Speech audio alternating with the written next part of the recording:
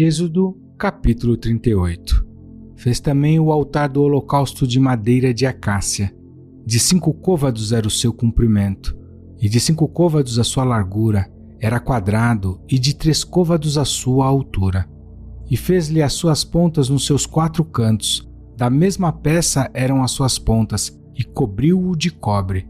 Fez também todos os utensílios do altar, os cinzeiros e as pás, e as bacias, e os garfos, e os braseiros, todos esses pertences fez de cobre. Fez também para o altar um crivo de cobre em forma de rede, na sua cercadura embaixo, até ao meio do altar.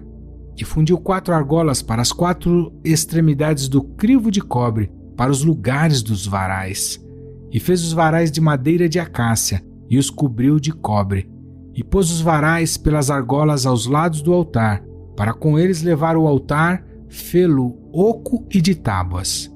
Fez também a pia de cobre com a sua base de cobre, dos espelhos das mulheres que se reuniam para servir à porta da tenda da congregação. Fez também o pátio do lado meridional. As cortinas do pátio eram de linho fino torcido, de 100 côvados. As suas 20 colunas e as suas 20 bases eram de cobre. Os colchetes destas colunas e as suas molduras eram de prata, e do lado norte cortinas de 100 côvados. E as suas 20 colunas e as suas 20 bases eram de cobre. Os colchetes das colunas e as suas molduras eram de prata. E do lado do ocidente cortinas de 50 côvados. As suas colunas 10, e as suas bases 10. E os colchetes das colunas e as suas molduras eram de prata. E do lado leste, ao oriente, cortinas de 50 côvados. As cortinas de um lado da porta eram de 15 côvados. As suas colunas 3, e as suas bases 3. E do outro lado da porta do pátio, de ambos os lados, eram cortinas de 15 côvados. As suas colunas 3 e as suas bases 3. Todas as cortinas do pátio, ao redor, eram de linho fino torcido. E as bases das colunas eram de cobre. E os colchetes das colunas e as suas molduras eram de prata. E o revestimento dos seus capitéis era de prata. E todas as colunas do pátio eram cingidas de prata. E a cobertura da porta do pátio era de obra de bordador, de azul e de púrpura, e de carmesim e de linho fino torcido.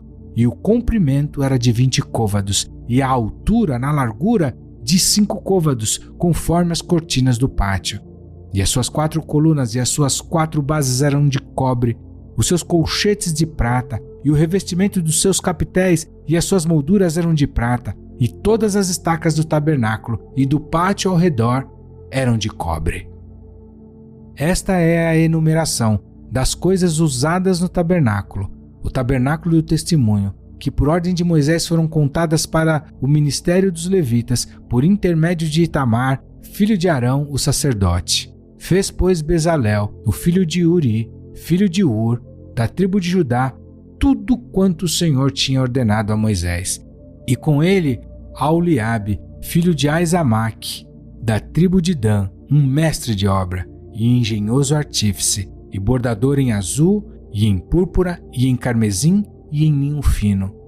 Todo o ouro gasto na obra, em toda a obra do santuário, a saber, o ouro da oferta, foi 29 talentos e 730 ciclos, conforme ao ciclo do santuário. E a prata dos arrolados da congregação foi 100 talentos e 1.775 ciclos, conforme o ciclo do santuário. Um beca por cabeça, isto é, meio ciclo, conforme o ciclo do santuário.